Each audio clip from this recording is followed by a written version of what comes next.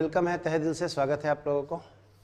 और आज हम चार्ट बनाते हैं किस चीज़ का, करंट इलेक्ट्रिसिटी, मतलब सेक्शन बी मेरे अनुसार होगा। ए सेक्शन मैंने निकाल दिया, उसमें था इलेक्ट्रोस्टैटिक्स, मतलब charge in the rest position रखने पे जितना इफेक्ट आएगा वो सारे इफेक्ट को चैप्टर वाइज करके हम लोगों ने पढ़ लिया।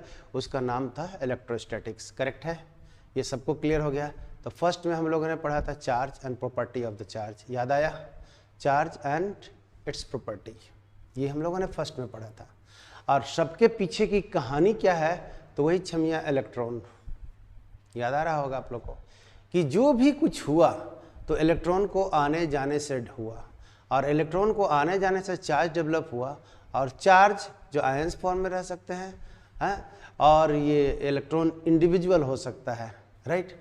तो इसके चलने से, और ये चलने का तरीका कहाँ कहाँ हो सकता है, तो कंडक्टर में भी हो सकता है, सेमीकंडक्टर में भी हो सकता है, ओके, हवा में भी हो सकता है, पानी में भी हो सकता है, कहीं भी हो सकता है, कहीं रख सकते हैं। तो अभी तक हम लोग charge in the rest position जैसे जैसे रखे, और बहुत वैरायटी का चार्ज को हम लोगों ने देख लिया। कभी रिंग पे रख दिए, तो कभी हम लोग point, group of the charge को पॉइंट के फॉर्म में रख दिया था, तो कभी हम लोग लाइन पे रख दिए थे, तो कभी इरेगुलर सरफेस पे, तो कभी रेगुलर सरफेस पे, कभी कंडक्टिंग पे, कभी नॉन कंडक्टिंग पे, बहुत तरह के वैरायटी का हुआ चार्ज। कभी पानी पे भी रख के हम लोग कुछ सवाल को देख लिए हैं, है ना। तो ये जितना भी चार्ज था, charge in the rest position का इफेक्ट हम लोगों ने देखा। तो फर्स्ट चैप्टर था कूलम्ब्स लॉ, उसके बाद पोटेंशियल, उसके बाद हम लोगों के इंटेंसिटी के बाद डाइपोल आया, डाइपोल, ये सब सारा डाइपोल का इंटेंसिटी पोटेंशियल देखते हुए जब हम लोग आगे बढ़ गए, और किसी भी डाइपोल में रखने से इंटेंसिटी एंड रोटेट करने में उसका वर्क डन, ये सारी कहानी हम लोगों ने देखते गए हैं। आपको याद होगा, जैसे हम एकदम जैसे एक लपेटा मार रहे हैं ना, रिबन लपेटते हैं ना, वैसे लपेट रहे हैं पूरे कॉन्सेप्ट को, कि आपको दिमाग में एकदम फटाफट आ जाना चाहिए। यस, अगला पॉइंट हम लोग का आया गॉसेस लॉ। तो जहाँ कूलम्ब्स लॉ फेल कर जाता है, तो Coulomb's law defined for the point charges and Gauss's law defined for the all types of the charges. Correct है। तो गॉसेस लॉ पढ़े, गॉसेस लॉ का एप्लीकेशन में देखा, उसमें कमाल का चीज़ हम लोगों ने देखा। जब गॉसेस लॉ को करते हुए आगे बढ़ गए, तो हम लोगों ने आगे कैपेसिटर में, और कैपेसिटर में बहुत वैरायटी का प्रॉब्लम हम लोग को मिला। और इलेक्ट्रिकल डिवाइस है जिसमें हम लोग इलेक्ट्रिकल चार्ज और एनर्जी स्टोर करते हैं। तो आपके एनसीईआरटी में 1 और 2 रखा, करेक्ट है ना। अब लेकिन इसको हम लोगों ने बांटे थे ABCD करके बांटे थे। पहले हम लोग कूलम्ब्स लॉ, पोटेंशियल और इलेक्ट्रिक इंटेंसिटी एक तरफ चल गए थे। उसके बाद हम लोगों ने डाइपोल वाला इफेक्ट जो जितना था, न्यूमेरिकल्स था, दूसरे तरफ में देख लिए थे। फिर Gauss's law and its application तीसरे तरफ में देख लिए थे। फिर हम लोगों ने देखा capacitor and its application section में, एंड न्यूमेरिकल्स, ये जो हम लोग 4th यूनिट में। लेकिन आपका एनसीईआरटी था किसके तरह से, तो हम लोग यूनिट बाई यूनिट करके तोड़ के पढ़ा है एंड डिटेल्स पढ़ा है, राइट। अब सिर्फ एंड सिर्फ सुप्रभात आशी, लेट है आशी, यही इसी के लिए तो इंतज़ार हमारा से कराते हैं 10 मिनट, और इंतज़ार का फल मीठा ही होता है, ऐसे हम अच्छा ही बोल रहे हैं, ठीक है ना। तो हाँ जी थैंक यू हम बोल देते हैं, आप सॉरी बोल रहे हैं तो, बट समय पे आइए, राइट ना। तो वेलकम है एनीवे। तो ये हम लोगों का फर्स्ट यूनिट पढ़ लिया। अब सेकेंड यूनिट जो पढ़ने जा रहे हैं ना, वो उसमें चार्ज चलेगा। अभी तक चार्ज हम लोग बैठा दिए थे अलग अलग जगह पर, उसका इफेक्ट पढ़े, उसका एक यूनिट हमने नाम दिया मेरे भाषा में। अब दूसरा यूनिट में हम लोग कहेंगे चार्ज चलेगा। तो चार्ज चलेगा तो बहुत वैरायटी से चलेगा, और वैरायटी ऑफ द मटेरियल में चलेगा। तो हम सब के आधार पर अलग अलग बांटना शुरू कर देते हैं, और फिर चैप्टर और नोट एंड न्यूमेरिकल्स हम लोग करते चलेंगे ठीक है भाई। हाँ, तो हमारे पास नाम आएगा करंट इलेक्ट्रिसिटी, चैप्टर का नाम है करंट इलेक्ट्रिसिटी, ठीक है। देखिए, आज हम लोग चार्ट बनाते हैं, और ये चार्ट बनाने के बाद थोड़ा सा हपक करके खा लेंगे, मतलब ओवरऑल व्यू जितना भी हमको फिजिक्स पढ़ने वाले हैं उसका दिमाग में बैठ जाना चाहिए। फिर एक एक करके हम लोग तोड़ेंगे। इसी में हम लोग कॉन्सेप्ट जो पीछे पढ़े सो और आगे पढ़ेंगे सो, क्या सिमिलरिटी था और क्या डिससिमिलरिटी था, और क्या इफेक्ट नया मेरे को मिलने वाला है, उसको जोड़ते जाएंगे तो एडवांसमेंट मेरा होता चला जाएगा, है ना। बचपन में 2+2 पढ़ते थे छोटा में, उसके बाद फिर डबल डिजिट आया, फिर ट्रिपल डिजिट आया, फिर मल्टी डिजिट आया, डेसिमल आया, है ना, कैरी वाला आया, बहुत तरह की चीज़ आना शुरू हो गया था ना। तो एडिशन ही पढ़े थे, लेकिन लेवल हम लोग को थोड़ा बढ़ते चला गया था। बस आप लोग यही समझो कि हम लोग करंट इलेक्ट्रिसिटी ही पढ़ेंगे, बट लेवल आपका लेवल 1, लेवल 2, लेवल 3 इस तरह से बढ़ते चला जाएगा कि हम एप्लीकेशन पार्ट में कैसे करते हैं ना। तो टॉपिक का नाम है मेरे अनुसार में, आप ये देखिएगा, तो ये है आपका करंट इलेक्ट्रिसिटी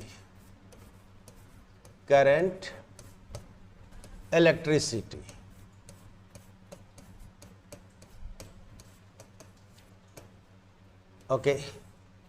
करंट इलेक्ट्रिसिटी में हम लोग करंट की बात अगर करेंगे तो सीधा सीधी आप इतने समझिएगा, current is set up due to flow of the charges.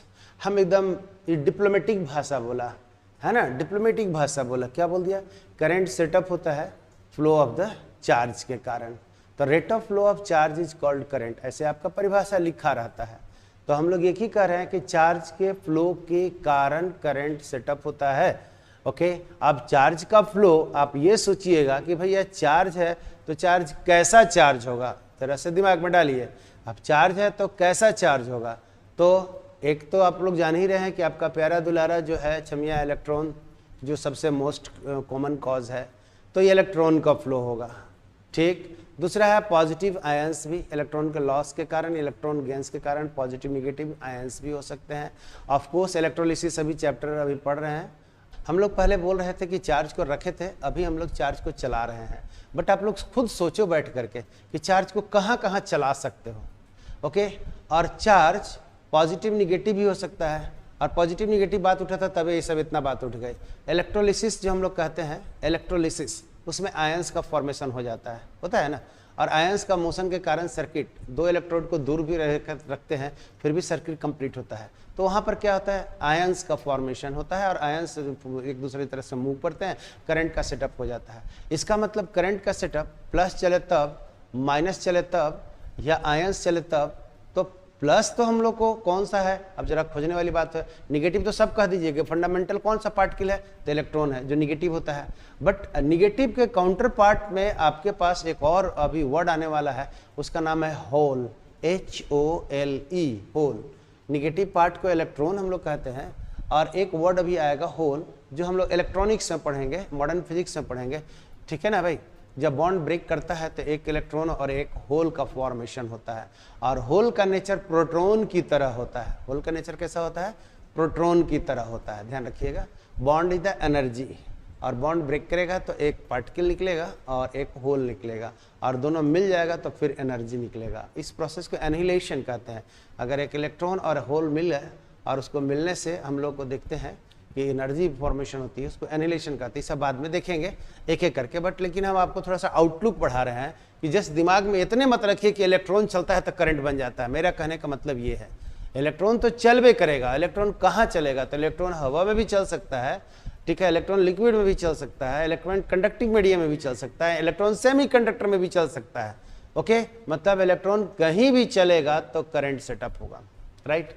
अब थोड़ा सा ये सोचने वाली बात हो जाएगा कि भाई इलेक्ट्रॉन चलेगा तो मेरे को करंट, और इलेक्ट्रॉन को लॉस या गेन से आयन हो जाएगा, तो आयन को हम लोग चार्ज कर देंगे। तो अगर ये चार्ज भी चलेगा तो करंट का सेटअप हो जाएगा। तो सोचिएगा कि चलने का तरीका क्या है, कांस्टेंट रेट से चल रहा है कि वेरिएबल रेट से, बस यहीं से क्वेश्चन को तैयार हो जाता है। अगर कांस्टेंट रेट से करंट चलेगा तो हमको कांस्टेंट मैग्नीट्यूड का करंट मिलेगा, अगर वेरिएबल रेट से रहेगा तो वेरिएबल रेट का करंट हम लोग को मिलेगा। ओके तो दोनों तरह से होता है। Charge can move with constant rate और विद वेरिएबल रेट, टाइम का फंक्शन हो सकता है, पोजीशन का फंक्शन हो सकता है। ओके तो चार्ज के चलने का तरीका बिल्कुल जितना आप सोच सकते हो, और कैलकुलस मैथमेटिक्स पढ़ लिए हो, इसलिए कोई टेंशन ही नहीं है। इलेक्ट्रोलिसिस बहुत अच्छे से एकदम वंस मोर क्या बंदना, काफ़ी कुछ आपको समझ में आ जाएगा। अभी हम लोग एक एक करके वीडियो डालेंगे, और ज़रूरत पड़ेगा तो हम आपको घुटवा देंगे, क्योंकि मेरे देखरेख में सब वीडियो बनी हुई है और मैंने देखा है कि क्या तुम लोग को समझने के लिए ज़रूरत पड़ेगा। एक एक करके अपलोड करेंगे। पहले हम एक बार क्लास चला देंगे और एक बार उसको ध्यान से देख लीजिएगा। उसमें होगा तो मैं कहानी सुना दूंगा, that is not the issue. Electrolysis में होता क्या है, सिंपल सा हम लोग कोई साल्ट लेते हैं, देखिए रहते हैं, इलेक्ट्रोड, एनोड और कैथोड ले लेते हैं, और वो साल्ट होता है इलेक्ट्रोवैलेंट कंपाउंड से बना होता है। इलेक्ट्रिक देते हैं, आयंस में टूट जाते हैं, और आयंस में टूटते हैं तो प्लस माइनस की और माइनस प्लस की ओर, तो दुनिया ही है, हम मैडम की और मैडम हमारे, और ऐसा ही अट्रैक्ट होता रहता है। तो ये अट्रैक्शन का कारण होता है, और अट्रैक्शन के कारण जब देखते हैं तो जहाँ कहीं भी चार्ज फ्लो करेगा, प्लस मूव करे कि माइनस मूव करे, करंट सेटअप हो जाता है। और इंपॉर्टेंट बात, अगर प्लस चार्ज मूव करेगा उसी डायरेक्शन में करंट सेटअप होगा, और माइनस चलेगा तो उसके अपोजिट डायरेक्शन में करंट सेटअप होता है। बस इतने दिमाग में रखना है। फिर से बोलते हैं, प्लस जिधर चलता है करंट उधर ही सेटअप होता है। मतलब पूछ देगा कि प्रोटॉन लेफ्ट टू राइट चल रहा है तो करंट किधर सेटअप होगा, लेफ्ट टू राइट। लेकिन कह देगा कि इलेक्ट्रॉन अगर लेफ्ट टू राइट चल रहा है तो करंट किधर सेटअप होगा, लिख दीजिए फिर से। अगर आपके पास प्रोटॉन लेफ्ट टू राइट चला तो करंट उसी डायरेक्शन में सेटअप हो जाएगा।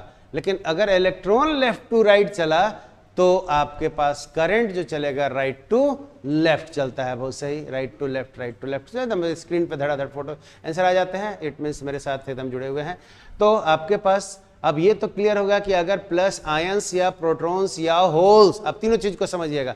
प्लस का कैरेक्टर कौन कौन है, प्लस आयंस रहेगा तब, या आपके पास होल्स रहेगा तब। होल्स समझते हैं ना, ये समझते हैं, अभी बताया कि सेमीकंडक्टर में ये डेवलपमेंट होता है। ऐसा मटेरियल जो कि कंडक्टर भी हो और इंसुलेटर हो, दोनों के बीच का मटेरियल को, जिससे सिलिकॉन और जर्मेनियम होता है, इसको हम लोग सेमीकंडक्टर कहते हैं।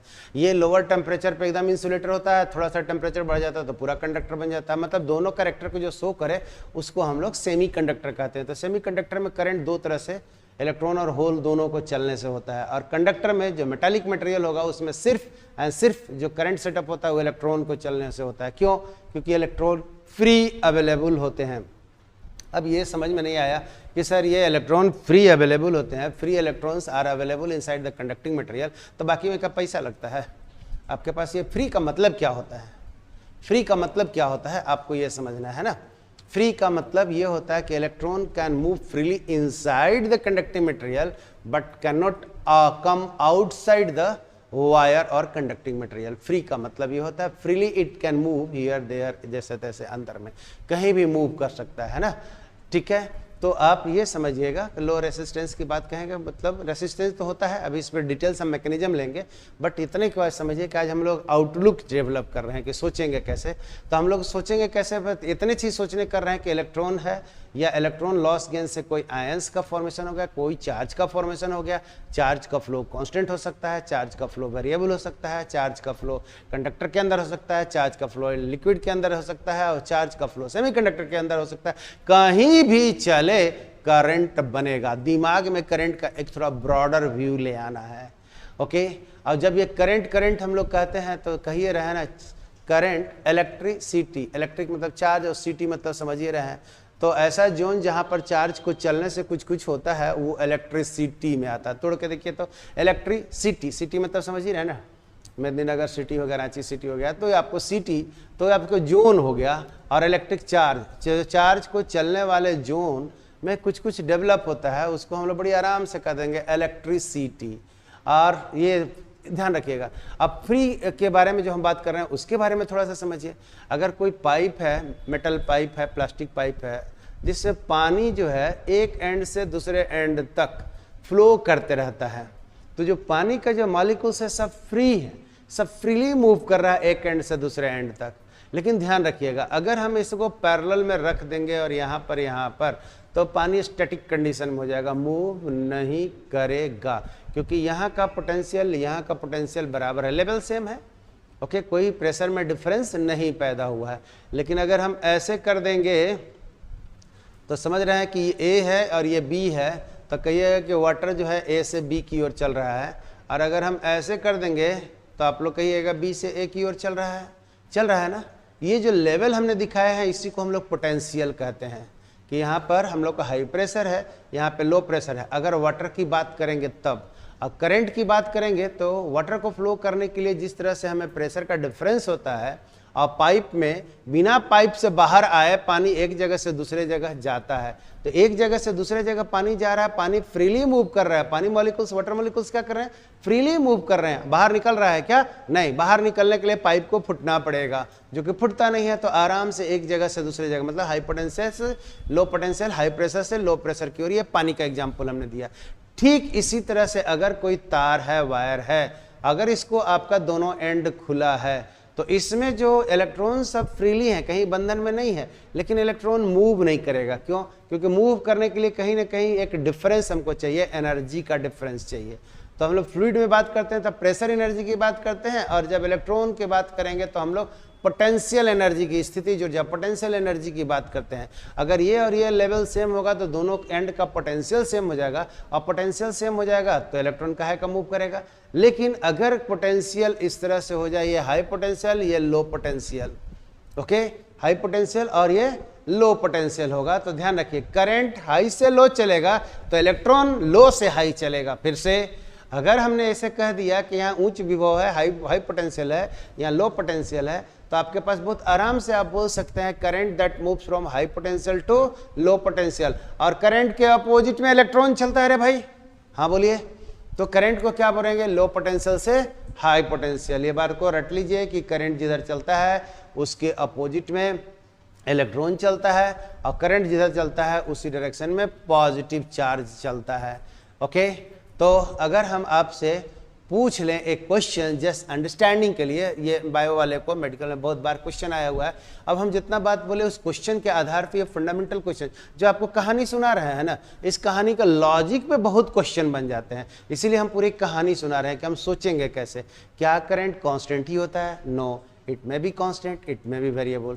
क्या करंट हमेशा स्ट्रेट में ही चलता है या डायरेक्शन बदल बदल के चलता है? तो करंट के बात करेंगे तो करंट का कैटेगरी में आ जाएंगे हम लोग। तो करंट का कैटेगरी एगो डीसी कैटेगरी होता है, डायरेक्ट करंट होता है, एगो एसी कैटेगरी होता है, अल्टरनेटिंग करंट होता है कि नहीं होता है।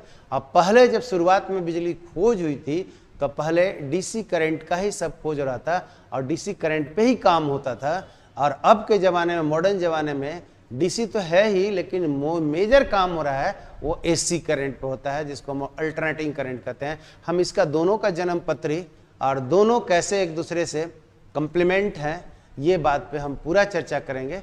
लेकिन अभी फिलहाल हम एक क्वेश्चन आप लोगों से पूछ लेते हैं, राइट ना। तो देखते हैं कि आप लोग डायरेक्शन क्या लगे, जस्ट अंडरस्टैंडिंग के लिए आप समझिएगा इसको। ये देखिए आपके पास ये है अल्फा रेज, ओके, इसके कारण करंट अल्फा रेज है भाई। बताइए इसके कारण करंट किधर की डायरेक्शन में सेटअप होगा? ए से बी में अल्फा रेज आ रहा है, ठीक है भाई, तो करंट का डायरेक्शन किधर होगा? जल्दी से आप लोग मार्क कीजिए तो हम समझ जाएंगे कि हम जो समझाए वो समझ गए हैं। हम अंडरस्टैंडिंग कर रहे हैं। ए से बी की ओर अल्फा रेज गया तो direction of the current A to B या बी टू ए, आपके पास direction of the current that will remain same. देखिए यहाँ से करंट का डायरेक्शन भी यही रह जाएगा, क्योंकि अल्फा रेज है क्या? 2He4 प्लस ये देखिए चार्ज है जो कि पॉजिटिव है, और पॉजिटिव चार्ज जिधर जाता है उसी डायरेक्शन में करंट सेटअप हो जाता है। ये तो अभी बताया हम लोगों ने। B2A नहीं धर्मेंद्र, B2A इलेक्ट्रॉन डायरेक्शन। ये देखिएगा आप, हम अल्फा रेज लिखे हुए हैं ना, तो हम लोगों ने करंट का डायरेक्शन पूछे हैं, ठीक है ना भाई। अगर हम कोई चार्ज के बारे में इंफॉर्मेशन दें और उसके एवज में हम करंट सेटअप का मान निकालें तो हम लोग पॉजिटिव का डायरेक्शन में ही करंट सेटअप होता है, ओके। अगर हम लोगों ने पहला क्वेश्चन ये ले लिया, दूसरा क्वेश्चन को अगर हम ये करेंगे, इस पर हम कुछ क्वेश्चन सब ले लेंगे। ये देखिए, this is your beta raise, okay. Beta raise आपके पास है ए से बी, ओके। तो करंट का डायरेक्शन किधर सेटअप होगा? Beta raise yes. जब बीटा रेज जो होता है, फ्लो ऑफ इलेक्ट्रॉन्स को हम लोग बीटा रेज कहते हैं। ये सब चीज़ को आप जानते हैं, 10th में भी पढ़े हैं, दाएं बाएं भी पढ़ भी किए होंगे। बीटा रेज के बारे में हम लोग यहाँ से लिख देंगे, ये देखिएगा है फ्लो ऑफ इलेक्ट्रॉन्स। और फ्लो ऑफ इलेक्ट्रॉन्स हम जैसे ही बात किए तो इलेक्ट्रॉन्स नेगेटिव चार्ज पार्टिकल है, so current will set up from B to A. ये देखिएगा करंट है, ये बी है, ए है, तो this is the direction of current and this is the direction of current A to B, और यहाँ पर हो गया बी टू ए। करेक्ट है, बी टू ए सही, ऐसा नहीं, सब लोग सही आ जा रहे हैं। अब यहाँ से देखिए कि हम लोगों ने अल्फा ले लिया, बीटा ले लिया। If I say neutron is moving from A to B, ये देखिएगा है A to B and this motion direction is of neutron। अब आप लोग बोलिए तो what is the value of current? Neutron flow कर रहा है A से B की ओर में, तो what is the value of current, आपका क्या ख्याल है, जल्दी से बोलिए तो। हाँ गौरव करेक्ट है। नो करंट फ्लो, नहीं राहुल कांस्टेंट नहीं बोलना, zero current, no current flow, current will not set up because neutron is the neutral, it is not the charge particle, तो रिमेन अनचेंज नहीं, करंट सेटअप ही नहीं होगा, जीरो करंट नथिंग, कांस्टेंट में टिक मत मारिएगा, जीरो लड्डू में टिक मारना है एकदम complete, because it is uncharged, ठीक है ना। और इंडिविजुअल कहेगा neutron is moving from A to B, nothing is mentioned, तो सीधा सीधे हम लोग को बोलना है zero, current will not set up. Okay, I is equal to 0, this implies no setup of current. Okay, अभी आगे थोड़ा सा हम लोग बात कर लेते हैं और भी, ये तो हमारे पास ऐसा हुआ, ठीक है भाई। आगे चलने से पहले अभी हम लोग बात कर रहे हैं कि करंट हम लोग जहां मन तहां चल सकता है जैसा होगा मटेरियल, लेकिन आपका सिलेबस एनसीईआरटी को फॉलो किया हुआ है इस चैप्टर में, आगे बदला हुआ भी है, लेकिन पहला वाला चैप्टर में है flow of the electron inside the conducting material, मतलब तार में अगर इलेक्ट्रॉन चलेगा तो उसके कारण जो करंट सेटअप होगा उस करंट के बारे में सारा चीज पढ़ना है। और ये देखिएगा कि करंट के इलेक्ट्रॉन की संख्या अगर किसी तार में बहुत ज़्यादा है तो आप बताइए कि बिना टक्कर के चलेगा कि टक्कर हो के चलेगा, आप बताइए मेरे को। तो if number of electrons in a particular place is very very large, then what will happen, can electron move without collision और there is a frequent collision, तो हम लोग कह देंगे there will be frequent collision when electron will move in the crowded place, ये तो तय हो गया, टक्कर होगा, हाँ मुझे टक्कर होगा। आप लोग ऐसे सोचो कि टक्कर होता है, इसका मतलब मोशन के अपोज होता है, और मोशन के अपोज के कारण को ही तो हम लोग रेसिस्टेंस कहते हैं। अगर इलेक्ट्रॉन एक जगह से दूसरे जगह चला और रास्ते में बहुत ज़्यादा इलेक्ट्रॉन है, इसका मतलब उसको क्या हो रहा है, फ्री रास्ता नहीं मिल रहा है, हाँ आपस में टकराते हुए जा रहा है, तो रेसिस्टेंस इसी से डेवलप हो रहा है, क्योंकि बीच में इसका प्रोहिबिशन हो रहा है इस फ्लो ऑफ द इलेक्ट्रॉन को ड्यू टू सराउंडिंग इलेक्ट्रॉन्स। और इलेक्ट्रॉन्स की संख्या बहुत ज़्यादा होती है कंडक्टर में, फ्री इलेक्ट्रॉन की संख्या, जिसके कारण कोलिजन होता है, और कोलिजन के कारण इलेक्ट्रॉन का फ्लो प्रोहिबिट होता है, थोड़ा सा रिटार्ड होती है, जिसके कारण हम लोग कह देते हैं कि भैया रेसिस्टेंस डेवलप हो गया। अगर ये रेसिस्टेंस डेवलप नहीं होता तो कंडक्टर का नाम सुपर कंडक्टर कह देते। बात समझ में आया। अगर ऐसा कोई मटेरियल हो जिसमें कि इलेक्ट्रॉन एक जगह से दूसरे जगह चले और कोई उसका रेसिस्टेंस मिले ही नहीं, मतलब इलेक्ट्रॉन का एनर्जी लॉस हो ही नहीं रास्ते में, तो क्या होगा, वो कंडक्टर नहीं कहलाएगा, वो सुपर कंडक्टर कहलाता है। तो इसीलिए सुपर कंडक्टर में no loss of energy but there is in the conductor, there is a transfer of the electron, there is a flow of the current but there is a loss of energy. तो हम लोग घर में जो electric supply करते हैं उसको 30% energy ऐसे ही लॉस हो जाती है, आप इतना जान लीजिए, 30% के लगभग एनर्जी लॉस हो जाती है। अगर ये नहीं लॉस हुए तो समझ रहे हैं कि और बिजली हम लोग का सस्ता मिलता। तो scientist are trying hard to make the super conductor, okay, ऐसे मटेरियल बना रहे हैं जिसमें कि रेसिस्टेंस न के बराबर हो। आप लोग ये समझिए कि अगर भीड़ भाड़ वाला इलाका में 12 बजे दिन में किसी रोड पर बाजार में चलने के लिए बोलेंगे और बोलेंगे बाइक 100 के स्पीड में चलाओ बीच मार्केट में लेकर के, तो आप चला लीजिएगा कि कोलिजन होगा, जल्दी बोलिए। अगर हम लोग कहेंगे कि भैया अपना एक बाइक लो, फ्रीली तुम चलते हो 100 के स्पीड में सटासट रोड पे चलाओ बीच मार्केट में, तो डायरेक्ट चलाइएगा कि टक्कर होएगा, कई बार टकराइएगा, है ना। इसका मतलब एक पॉइंट से दूसरे पॉइंट जाने में आपके पास क्या हो रहा है, रेसिस्टेंस मिल रहा है रोड पर। लेकिन एक ऐसा रोड बना दें कि डेडिकेटेड रोड आपके लिए ही हो, ठीक है भाई, ऊपर ऊपर से बना देंगे, ऊपर से एक अकेला रोड बना देंगे और उसमें आप ही चलोगे तो क्या रोकेगा आपको, 100 के या 200 के स्पीड में पार करो, कोई रोकने वाला नहीं है। लेकिन ऐसा डेडिकेटेड रोड आपका बनेगा तब ना, ऐसा होता कहाँ है, हैं?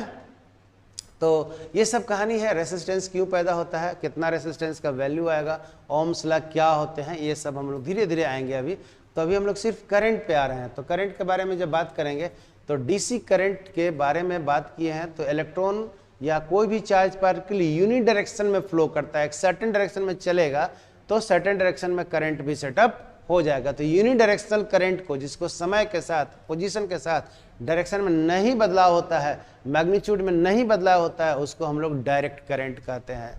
और जो नाच नाच के चलेगा, कैटवॉक, समझ रहे हैं ना, ये आपका डायरेक्ट करंट हो जाएगा। और ये आपका कट वॉक करके चलेगा। ओके, तो इस चीज़ को हम लोग अल्टरनेटिंग करंट कहते हैं और इसको डायरेक्ट करंट कहते हैं। इसकी कहानी लेंगे हम लोग, बट करंट की खाली बात उठ रही है तो ये समझिएगा ये कांस्टेंट भी हो सकता है और ये देखिएगा ये वाला कांस्टेंट भी हो सकता है और इसका भी मैग्नीट्यूड वेरिएबल हो सकता है, वो डिपेंड करता है। लेकिन ये वाला तो देख रहे हैं कि हमेशा वेरिएबल है, एसी करंट हमेशा देख रहे हैं क्या, ये तो हमेशा वेरिएबल है। और ये साइन का इक्वेशन दिख रहा होगा, ये साइन का इक्वेशन से चल रहा है, तो आपको जब ये झटका मारता है ना तो ऐसे ऐसे ऐसे ऐसे तुरंत नाचने लगते हैं, है ना। तो यहाँ पर भी बहुत सी चीज़ें आपको जानने के लिए मिलेगा कि भैया दोनों में खतरनाक कौन है, दोनों में खतरनाक कौन है, तो ये हम लोग बात करेंगे। अर्ली करंट इलेक्ट्रिसिटी की बात होती है तो हम लोग डीसी करंट डेवलप हुआ था और जितना भी करंट के ऊपर में डिवाइस बना हुआ था, इसमें थॉमस एडिसन की कहानी थी भाई। थॉमस एडिसन जो थे वो किसके ऊपर काम किए हुए थे, ठीक। हाँ, ये एसी खतरनाक नहीं बाबू, यहाँ देखिए डीसी खतरनाक है। क्यों खतरनाक है सो मैं बता रहा हूँ, ठीक है ना। ऑब्जेक्टिव चॉइस में कि which one is more dangerous, तो आपके पास डीसी बोलना है। और क्यों ऐसा होगा इसके पीछे भी कहानी में बता रहा हूँ, ठीक है। तो डीसी करंट है, डायरेक्ट करंट है और ये अल्टरनेटिंग करंट है। ये हमेशा जो काम करता है, हाँ गौरव आ गया तुम्हारा आंसर, अट्रैक्शन पावर इसमें बहुत ज़्यादा और यूनिडायरेक्शनल होता है, इसमें अट्रैक्शन होता है। सो तो मैंने पहले ये बात को बता रहे हैं, एक एक करके चलिए।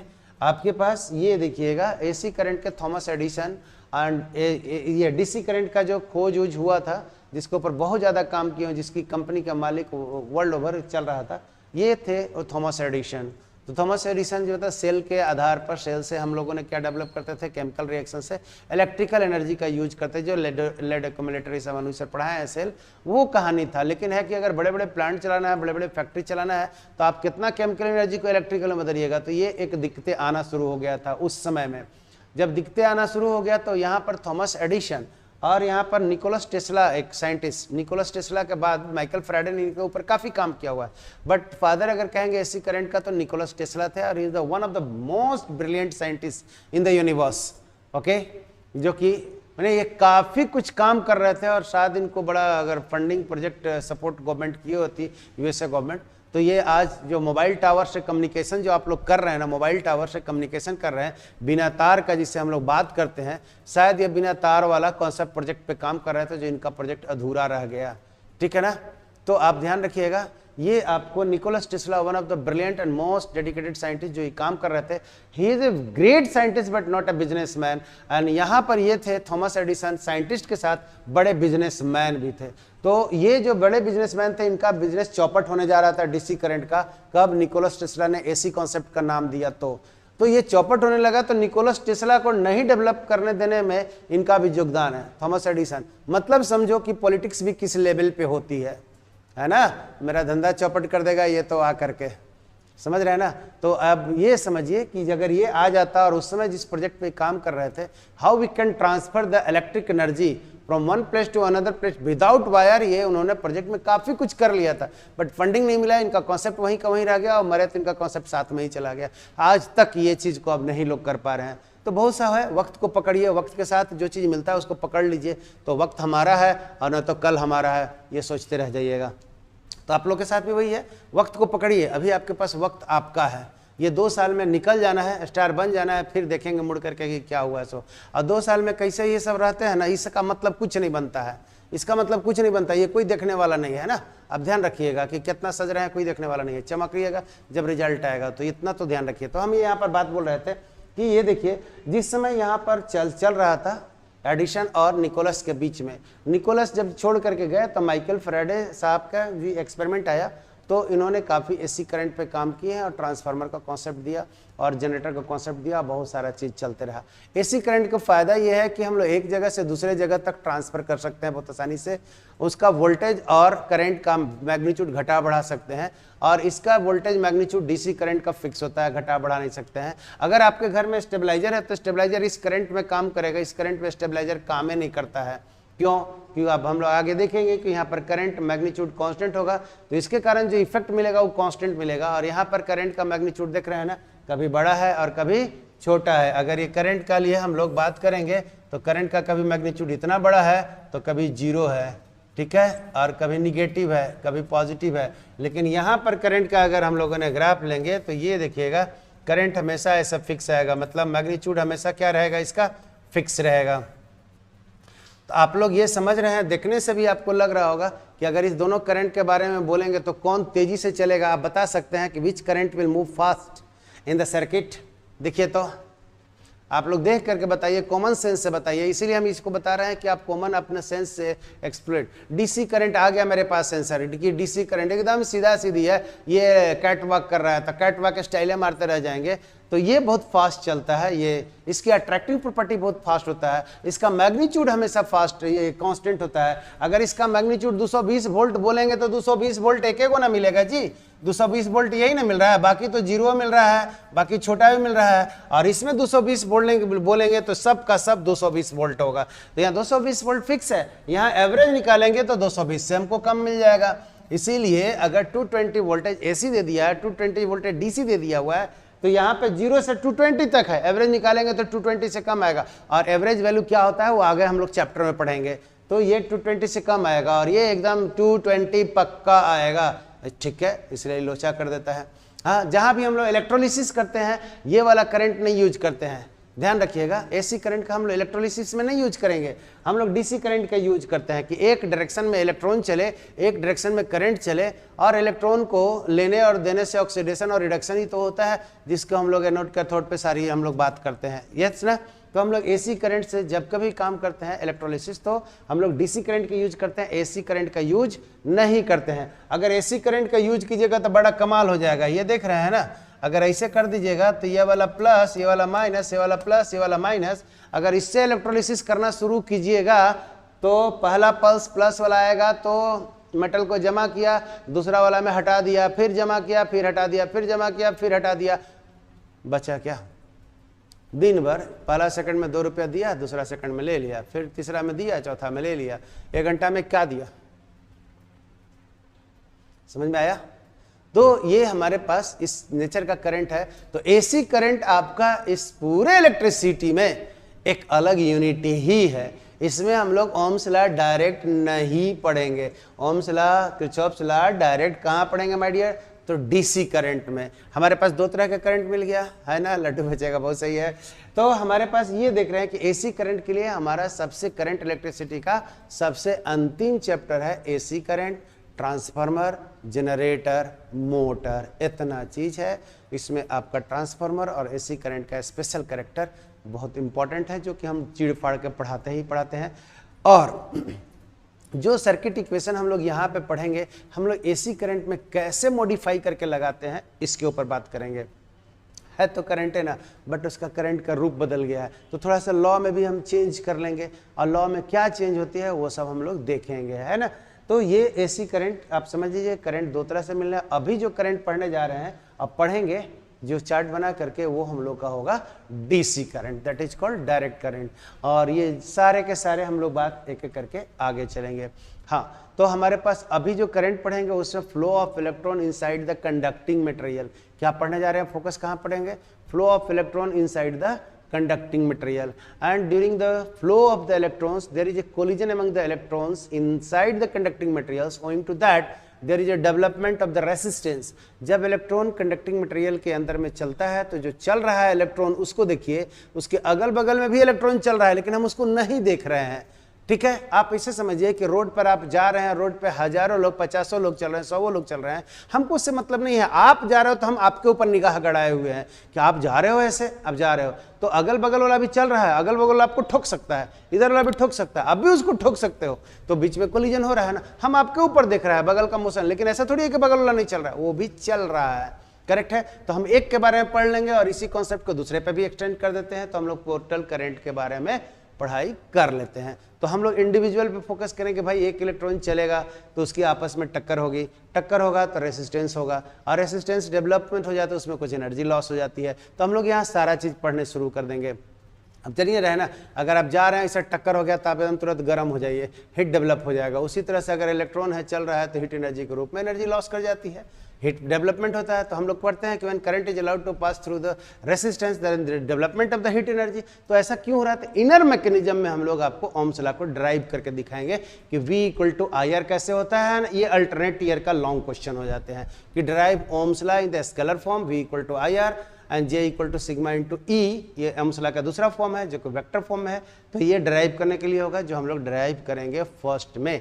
और Ohm's law it is suitable for the very simple circuit. अगर यहाँ से हम लोगों ने ऐसे देख लिया, एक टर्मिनल तार का ले लिया, दूसरा ले लिया, बैटरी जोड़ दिया और यहाँ से करंट मूव करने लगा, तो भैया इसमें पोटेंशियल डिफरेंस अगर V है, करंट आई जा रहा है, तो रेसिस्टेंस कितना होगा, तो V इक्वल टू IR, जो हम लोग डेरिवेशन देखना है। मतलब Ohm's law is developed and derived for the development of the potential when current I is allowed to flow through the wire of certain resistance R।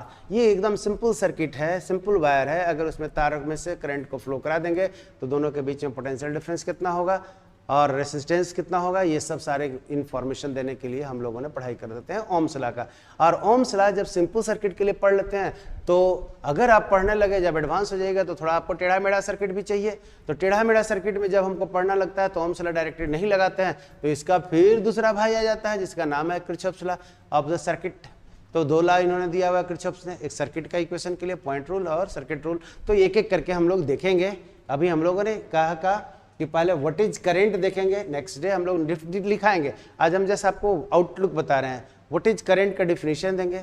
Current के definition में variable रहेगा, constant रहेगा, तब उस पर कुछ न्यूमेरिकल करते हुए हम लोग ओम्स लॉ ड्राइव करेंगे। ओम्स लॉ के बाद में, ओम्स लॉ के एप्लीकेशन करने के बाद और रेसिस्टेंस के आधार पर न्यूमेरिकल में करीब आपको एनसीईआरटी में 6-7 न्यूमेरिकल है basis of the resistance calculation based on the Ohm's law. तो उसके बाद हम लोग अगर उसको लेते हुए आगे चलेंगे तब हम लोग को आगे बढ़ेंगे किरचॉफ्स लॉ में, जो कि यहाँ से कंपटीशन थोड़ा सा इडियट क्वेश्चन शुरू हो जाते हैं। तो हम लोग कॉन्सेप्ट पढ़ेंगे किरचॉफ्स का फर्स्ट एंड सेकंड लॉ। जो इलेक्ट्रोस्टैट मैंने छोड़ा हुआ था पॉइंट रूल और सर्किट रूल, मतलब चार्ज को कहीं दो जगह मिल जाता था तो हम लोग बांट देते थे, ओके। और कोई अगर लूप बना, कोई बंद सर्किट बना, तो उसमें हम कैपेसिटर का प्रॉब्लम कैसे सॉल्व करेंगे, वो चीज़ को छोड़े हुए हैं। जब यहाँ पढ़ लेंगे तब हम फिर बैक में आएंगे, मतलब हम मिलाएंगे। ये कंपटीशन के लिए, बोर्ड के लिए इतना हेडेक नहीं लेना है। ये कंपटीशन में हम लोग कोरिलेट कैसे करेंगे, इलेक्ट्रिसिटी जो पढ़ेंगे फिर कैपेसिटर के साथ। तो ये करंट इलेक्ट्रिसिटी में हम लोग बात करेंगे। करंट का पहला चैप्टर में Ohm's law, derivation by the first principle, and इसके बाद आता है किरचॉफ्स लॉ। तो ओम्स और किरचॉफ्स लॉ अल्टरनेट ईयर, ई आया तो ई नहीं, ई आया तो ई नहीं, ऐसा होता है ना। फिर छोटा मोटा क्वेश्चंस आते हैं, उसको हम लोग बात करेंगे। और ये छोटा सा क्वेश्चन आता है 2 नंबर 3 नंबर वाला लिखा हुआ है, what is super conductor. What is super conductor, अगर हम लोग ने कंडक्टर पढ़ लिया, कंडक्टिंग मटेरियल में ही हम लोग को पढ़ाई यहाँ पे करना है। जबकि आपको बोल दिए कि चार्ज पार्टिकल या इलेक्ट्रॉन कहीं भी मूव कर सकता है, करंट कहीं भी सेटअप हो सकता है, लेकिन पढ़ना अभी हमको किस में है, the flow of the electron inside the conducting materials पे हम लोग को ये बात करना है। मतलब अभी जो करंट सेटअप वाली बात पढ़ना है वो सिर्फ इलेक्ट्रॉन के मोशन के कारण होगा। नेक्स्ट डे हम एनिमेशन भी दिखाएंगे आपको कि देखिए सर्किट में इलेक्ट्रॉन चल रहा है और कैसे टकरा रहा है और कैसे जा रहा है, और किस तरह से हम लोग को करंट जो घर में वायर होता है, वायर के थ्रू कैसे करंट चलता है वो हम दिखाएंगे। पहले हम लोग आउटलुक बना लेते हैं ना, ओके। ये तो पहला बात हो गया, पहला यूनिट हो गया। अब दूसरा बात है कि अगर किसी तार में, ध्यान रखिएगा, अगर किसी वायर में, कंडक्टिंग मटेरियल्स में करंट फ्लो कर रहा है तो ध्यान रखिए कि अगर ये कंडक्टिंग वायर के अगल बगल कोई मैग्नेट को लाइएगा तो उस मैग्नेट पे इफेक्ट पड़ने लगता है। ध्यान रखिए कि अगर इसमें कंडक्टिंग वायर है और वो if current is flowing, then if you put a magnetic needle near to this one, then this magnetic needle will start oscillating और टिल्टिंग, टर्निंग। ये मैग्नेटिक नीडल अगर लाइएगा तो इसके अगल बगल में लाने पर मैग्नेटिक नीडल को हिलना डुलना शुरू हो जाता है, कुछ नाचना शुरू कर देगा। इसका मतलब आप समझ रहे हैं कि अगर एक प्लस चार्ज यहाँ रहता है, दूसरा प्लस चार्ज लाते हैं तो आना नहीं चाहता है, और माइनस है तो हपक के आ जाना चाहता है। यस, तो ये जो प्रॉपर्टी था अट्रैक्शन का, तो ये इलेक्ट्रिक लाइंस के कारण हुआ था। यस, इलेक्ट्रोस्टैट में आप लोग देख लिया। अब यहाँ पे कॉन्सेप्ट आ गया कि चार्ज को लाएंगे तो फर्क नहीं पड़ रहा था। यहाँ पर करंट कैरिंग वायर, यहाँ चार्ज को लाए तो इसके ऊपर फर्क नहीं पड़ा, लेकिन मैग्नेट को लाए तो इसके ऊपर फर्क पड़ने लगता है। My dear, try to understand, here is the current carrying wire. अगर यहाँ पर हम किसी चार्ज को रखें तो इसके ऊपर प्रभाव नहीं पड़ा, और यहाँ पे हम मैग्नेट रख दिए तो इसके ऊपर, मैग्नेट के ऊपर प्रभाव पड़ा। चाहे तो पास बुलाएगा, चाहे तो दूर भगाएगा, नचाएगा। तो अब बताओ कि अगर यहाँ पर हम करंट कैरिंग वायर है और यहाँ चार्ज को लाए तो इसके ऊपर प्रभाव नहीं पड़ा, और मैग्नेट को लाए तो इफेक्ट पड़ गया, तो इसके कारण इलेक्ट्रिक फील्ड सेटअप हुआ कि मैग्नेटिक फील्ड सेटअप हुआ कि दोनों सेटअप हुआ। करंट कैरिंग वायर के कारण इलेक्ट्रिक फील्ड सेटअप हुआ कि मैग्नेटिक फील्ड सेटअप हुआ कि दोनों हुआ। जल्दी से बताओ, तो बड़ा कॉन्सेप्ट वाला पॉइंट है। उम्मीद करते हैं आप लोग को हिंट्स दे दिए हैं। राहुल जी एक बार और सोचिए, हम आपको दोनों पॉइंट आपको बता दिए हैं, दोनों पॉइंट का हम हिंट्स दे दिए समझा करके एग्जाम्पल में, अब आपको दिमाग लगाना है। धर्मेंद्र, हाँ जी धर्मेंद्र ठीक है, अभी ठीक है। मृत्युंजय अभी ठीक है। सानिया ऑफर चल रहा है। नाज magnetic field, yes my dear. कुछ लोग दोनों लिख रहे हैं, बहुत लोग का मैग्नेटिक फील्ड आया। हाँ तो magnetic effect of the current आपको चैप्टर पढ़ना है। This is VBI for the IIT और मेडिकल्स के लिए। मैग्नेटिक फील्ड आ रहा है मेरे पास, आंसर आ गया सानिया, बहुत सही। तो आप लोगों को समझ में आ गया कि if this is the current carrying wire, current is moving in this way, इसका मतलब इलेक्ट्रॉन नीचे की ओर मूव कर रहा होगा, करने दीजिए, ठीक है। क्योंकि करंट किसी वायर में इलेक्ट्रॉन के फ्लो के कारण ही सेटअप करता है, क्योंकि free electrons inside the conducting materials are in abundant number, काफी संख्या में होते हैं, चलने दीजिए। अब पोटेंशियल डिफरेंस जहां कहीं भी एनर्जी का डिफरेंस होता है चलता है इलेक्ट्रॉन। तो अब ये बताइए हम क्या बोले कि अगर इस करंट कैरिंग वायर के बगल में हम चार्ज को रखे और इसके ऊपर कुछ नहीं इफेक्ट पड़ा, तो ये देखिएगा इस चार्ज को अगर यहाँ पर रखे और इसके ऊपर इफेक्ट नहीं पड़ा, इफेक्ट कब पड़ता है? जब चार्ज पे इलेक्ट्रिक फील्ड आता है तब इफेक्ट पड़ता है, फोर्स लगना शुरू हो जाता है। If you put charge somewhere and charge is moving, it means at that place there is an electric field. अगर कोई चार्ज को रख दिए और उसके ऊपर कोई फोर्स लगना शुरू हो गया, इसका मतलब वहां पर इलेक्ट्रिक फील्ड है। और हम कह रहे हैं कि यहाँ करंट कैरिंग वायर है और यहाँ पे हम चार्ज रखे और हिलिए डुल नहीं रहा है, कोई फर्क नहीं पड़ रहा है, इसका मतलब यहाँ पे इलेक्ट्रिक फील्ड नहीं है। होता तो पक्का लगता। अब बोलो हाँ, इसका मतलब इलेक्ट्रिक फील्ड इसके कारण सेटअप नहीं होता है। यस यस बोलना पड़ेगा, यस। अभी यहाँ पर और हम कंफ्यूजन दूर करेंगे, जो कंपटीशन पूछता है यस, हाँ यस। तो फिर से हम आपको बोल रहे हैं कि अब थोड़ा सा हम कंफ्यूज कर रहे हैं आपको ना, ये कंफ्यूज कर रहे हैं, और ये आपको कंपटीशन का पेपर में बनेगा कि कैसे कंफ्यूजन पैदा होता है। ध्यान रखिएगा, एक बार हम उसी चीज को रिपीट कर रहे हैं। चलिए बहुत अच्छा वंदना कि आप वहीं पर हैं, पढ़ाई कर रहे हैं। लेकिन देखिए ममता शर्मा का अभी तक नहीं आया, मतलब वो एंट्री लिए हैं और बाहर निकल गए हैं। ऐसे मत कीजिए, छोड़ दीजिए, चाहे पढ़ लीजिए, है ना। आगे एनीवे, खैर ये तो वक्त की बात है कि वक्त क्या करेगा। सो हमारे पास this is the current carrying wire, देख रहे हैं ना, this is current carrying wire. यहाँ पे चार्ज लाए प्लस या माइनस व्हाटएवर, तो इसके ऊपर कोई फोर्स नहीं लगा, इसका मतलब इसके कारण इलेक्ट्रिक फील्ड पैदा नहीं हुआ।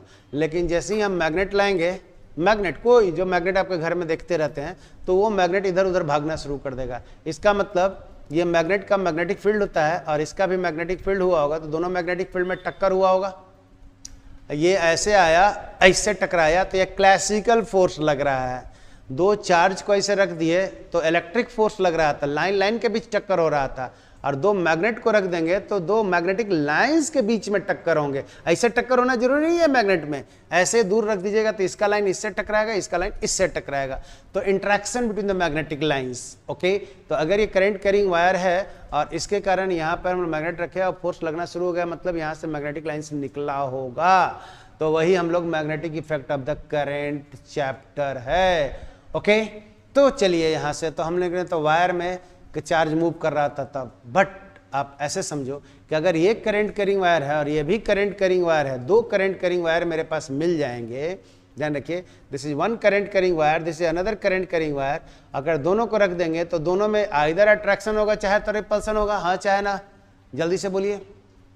If two current carrying wires are kept parallel और एट सर्टेन एंगल्स पर मैग्नेटिक लाइंस टच इंटरसेक्ट, हाँ इंटरसेक्ट मैग्नेटिक लाइंस नहीं करता है, हम आगे बताएंगे सबका प्रॉपर्टी। इसीलिए तो फोर्स लगा रहा है ना, इसीलिए तो फोर्स लगाता है कि ये मैग्नेटिक लाइंस, ये मैग्नेटिक लाइंस, जैसे इलेक्ट्रिक लाइंस नहीं कट करता था तो फोर्स लगाया, उसी तरह से हम लोगों के यहाँ मैग्नेटिक लाइंस नहीं कट करता है तो दोनों एक दूसरे को फोर्स लगाता है, या तो अट्रैक्ट करता है या तो रिपेल करता है। मैग्नेटिक लाइंस इलेक्ट्रिक लाइंस का नेचर कुछ चीज को छोड़ करके बाकी सिमिलर है ना, बट कहीं कहीं डिसिमिलर है, जो हम लोग आगे लिस्ट डाउन करेंगे। तो मेरा क्वेश्चन, हाँ बस वाइंड अप करते हैं, टाइम हो गया यार, अभी तो बहुत सारी चीज़ हमको बोलना था। एनीवे, आप ये देखिएगा कि फर्स्ट यहाँ पर देखिए इलेक्ट्रिक लाइंस और इलेक्ट्रिक लाइंस दो तार में जा रहा है, तो दोनों अगर सेम डायरेक्शन में या अपोजिट डायरेक्शन में रहेगा, इसके ऊपर डिपेंड करेगा, क्योंकि इसके कारण ही मैग्नेटिक फील्ड सेटअप हो जाएगा, इसके कारण ही मैग्नेटिक फील्ड सेटअप होगा, मैग्नेटिक फील्ड में आपस में टक्कर होगा। तो मतलब करंट कैरिंग वायर मैग्नेट ले आए तब, या करंट कैरिंग वायर के साथ में बगल में अगर हम लोग एक दूसरा करंट कैरिंग वायर रख दें तब फोर्स लगेगा। जरा सा ये तुम लोग बोल देना, एक लास्ट ये देखिएगा, ये जो यहाँ पर है ना, ये अल्फा पार्टिकल है, ये देख लीजिए अल्फा पार्टिकल। अल्फा पार्टिकल, देख लीजिए यहाँ से अल्फा पार्टिकल है, ये देखिए हम यहाँ से लिख दे रहे हैं, this is your alpha particle, alpha particle, okay, जा रहा है ऊपर की ओर। बगल में हम लोगों ने यहां पर रख दिया प्रोटॉन, ये अल्फा पार्टिकल है और यहां पर बगल में रख दिया प्रोटॉन। तो अब बताओ कि alpha particle moving in the air is moving in the air from bottom to top, and besides that there is a proton which is kept in the static condition. तो क्वेश्चन ये है,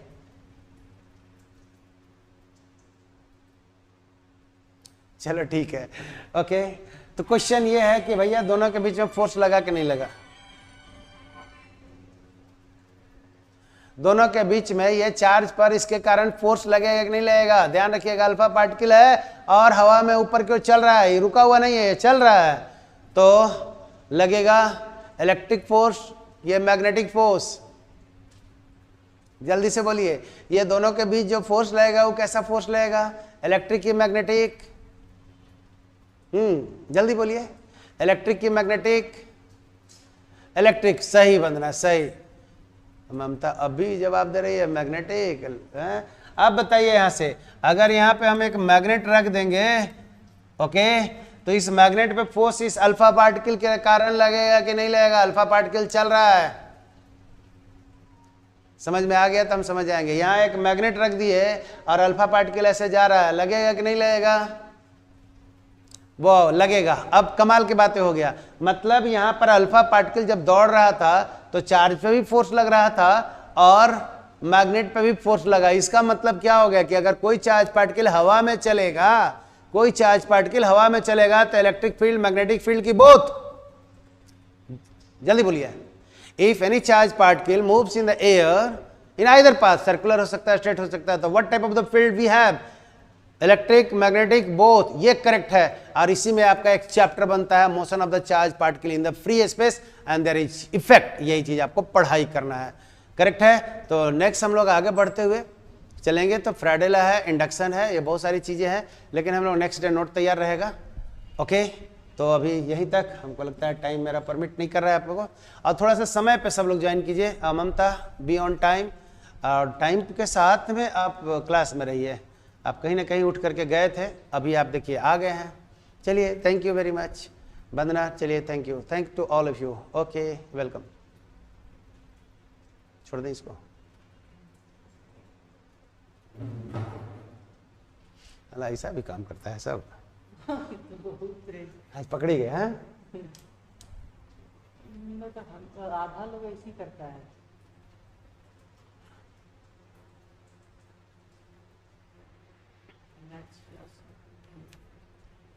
अच्छा, जिन लोगों को कैलकुलस शुरू करना है इसको निकालिए। तो अनुसर वाला सेकंड वीडियो एडिटेड है ना, एक्सपोर्ट कर दिए हैं, उसको आपसे क्लास चलाना चाहिए, वो चला लीजिएगा।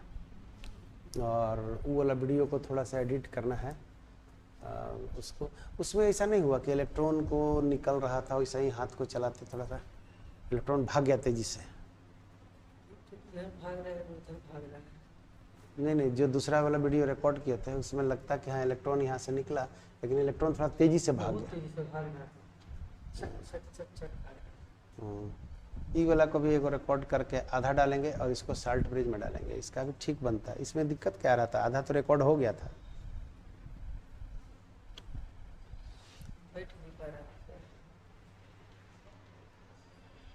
हालांकि बहुत अच्छा सब नोट बनवा दिए हैं इलेक्ट्रोकेमिस्ट्री का, आज ही बना देना है उसका सारा। एनसीईआरटी वाला जो क्वेश्चन है ना, ये कौन है?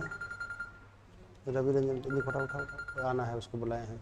इसको यूट्यूब में बहुत सारा काम बताना। हेलो, हाँ रवि रंजन बोलो, हाँ रवि रंजन बोलो, हेलो। अच्छा, रवि रंजन बोल रहे हो ना? हाँ, आना है ना? कहाँ से बोल रहे हो?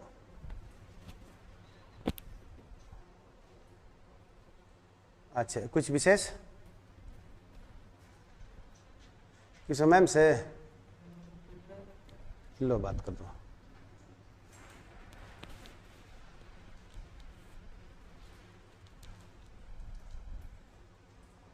किधर है भाई?